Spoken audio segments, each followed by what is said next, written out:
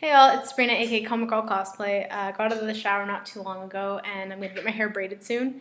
But in the meantime, I'm baking some cookies, and while they are baking, I decided to make a video.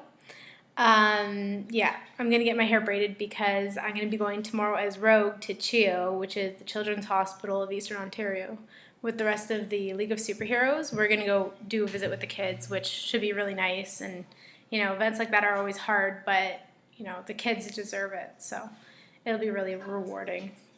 Just while the cookies are baking, I wanted to make a quick thank you video to everybody who watched the episode of Heroes of Cosplay and who messaged me afterwards being like, I saw you, awesome for you, that's hilarious.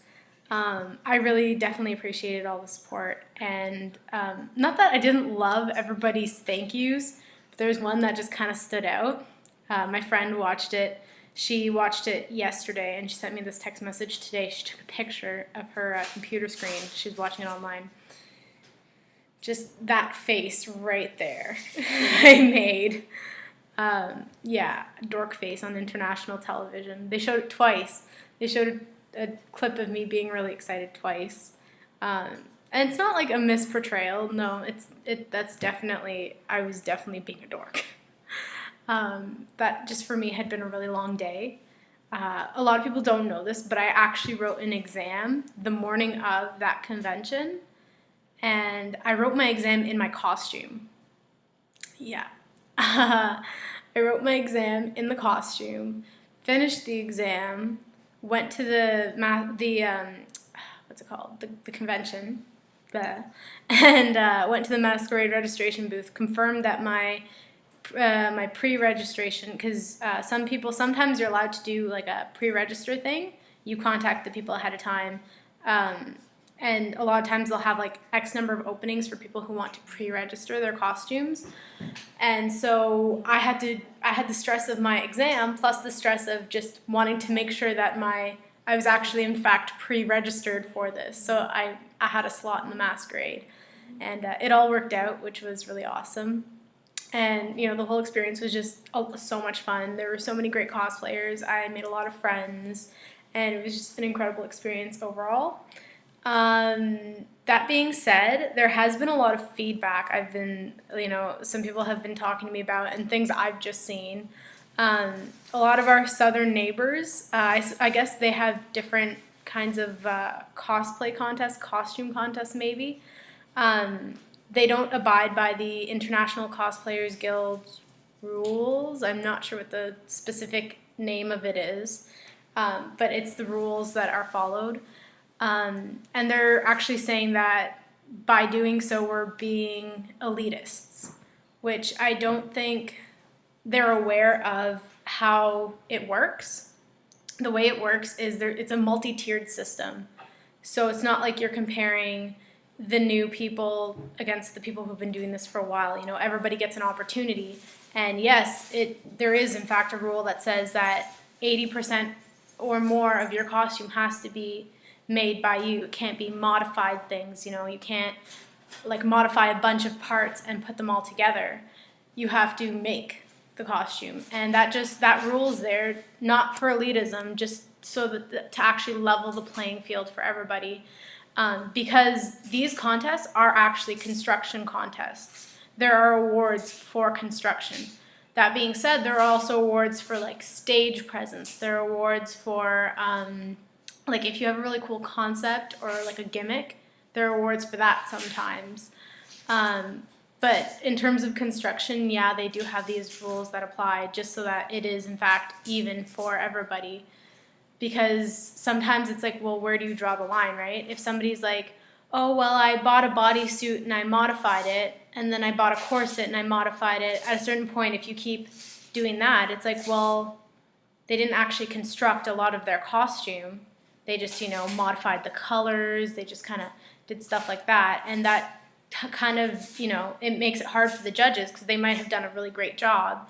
Whereas somebody who made all their stuff might not look as good because, once again, it might not be professionally made. It might just be made by these, local people who don't necessarily sew for a living. And they do it like that. So, and in fact, a lot of times there's actually a rule in the masquerade that says if over 50% of your income is from, tailoring, from sewing, from making props for costumes, you're not allowed to compete, just so that it is in fact fair for all the competitors, so that nobody has a leg up on the other. It's more so a craft thing, just to improve your own skills. And there are different tiers. There's the novices who have never won an award before, and then you get the journeyman above that, then you get artisans above that, which is the level I'm currently at, and then you get masters, which is the highest level you could be at. And how it works is novice, if you've never won an award before. Oh, usually there's like an under 13 category where everybody wins an award because, young cosplayers should always be encouraged to cosplay and follow, their passion and stuff. And you don't want to discourage somebody at that young of an age. And then novices, if you've never won an award, besides the under 13 stuff. Novices, if you never won an award before in a masquerade. Once you've won at least one award, you're automatically bumped up to journeyman. That's the next division, and you can win 3 awards, or because some awards are weighted heavier than others. For example, best in class. If you're the best out of the group around you, obviously pretty soon you should be bumped up to the next level. So awards like that count as 2 points.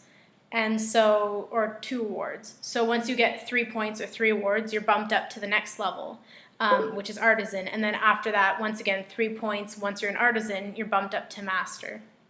And sometimes the judges will be like, you're just too good for your class. We bumped you up a class. Surprise! So, yeah, that's pretty fun. It's not an elitist thing. It is just, they do make it as fair as possible. Like I said, it's a tiered system, so it's not just like everybody's competing against each other. Another thing, actually, that's really funny that I saw is a lot of people are upset that Jessica, one of the heroes, didn't win an award.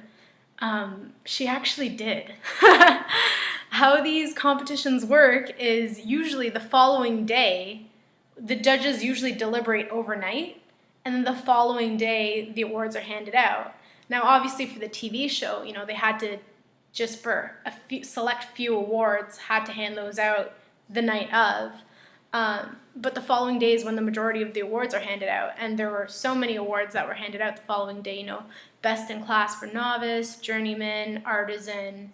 They re-announced the awards that were already presented. But there were all those awards that, you guys didn't get to see on the TV show, but they were actually there. So she did, in fact, win an award. It's just, unfortunately, for the TV show, having to film that award ceremony would just take so much time that it would probably take up the bulk of the TV show. So they couldn't air it, unfortunately. Yeah, so I just want to say, it was a really great experience. There was a hiccup. Like I said, usually, Ottawa Comic-Con, Pop Expo, they usually abide by the International Cosplayers Guild, and they're used to, letting the judges deliberate overnight.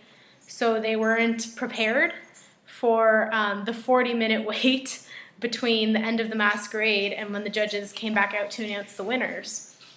And that was a little bit of a mess. But, the hosts did their best, and at a certain point, the audience was just kind of waiting. But it was a really great time, backstage we were all having a little dance party.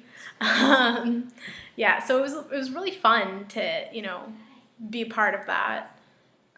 Usually, the first season of Heroes of Cosplay, or the half season, whatever they call it, I didn't necessarily like the show. I was like, just drama between the cosplayers, but, I feel like they definitely listened to the fans' feedback, and they improved the show a lot. So good for them. Good job, guys. Oh my gosh, I'm being a dork again. All right, my cookies have 1 minute till they're coming out, so I should wrap this up. See you guys later. Thank you so much for your support and your, letting me know that you saw it. And thank you to everybody who watched it, because, that means a lot to me. I'm just a small-time cosplayer, and, having so much support is just really overwhelming and really great. Thanks, everybody. I gotta go take these cookies out. Bye.